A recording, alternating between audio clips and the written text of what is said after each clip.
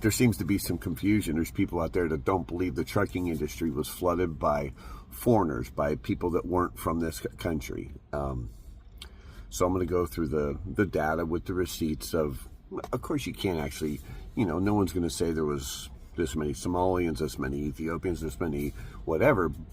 But there was definitely a huge change between before, during, and after COVID. So 8 years before COVID, there was around 500,000 trucking companies. You can go look and Google every year how many truck drivers, how many motor carriers, and it was 500,000 motor carriers, 2 million truck drivers.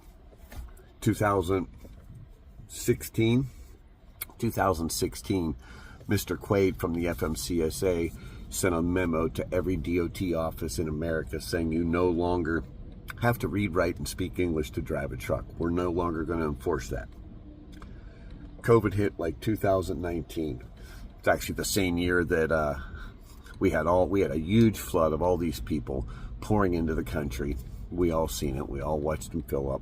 That's the same year that Pennsylvania started putting commercial vehicle restrictions for the first time in 2019, when we had a bunch of unqualified truck drivers.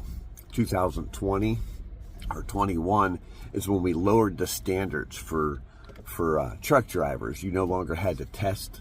You didn't have to do an alley dock. You don't have to do a backward serpentine. You don't have to do all these things. Passing a truck driving test, they made it super simple. Their excuse was they can make a school in a much smaller area and have more schools to put out more students and make the test easier because there was a driver shortage. But by the end of COVID, we had reached 4 million truck drivers and 2 million carriers. We went from 500,000 carriers to 2 million carriers.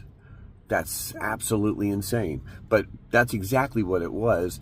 And we know, but for some reason, there's some people out here saying, well, you can't prove that. Listen, English proficiency doesn't apply to Americans. All Americans speak English. So when you relax an English proficiency rule and your numbers go from 2 million truck drivers to 4 million truck drivers, and you allow people that don't read, write, and speak English, they're definitely from another country.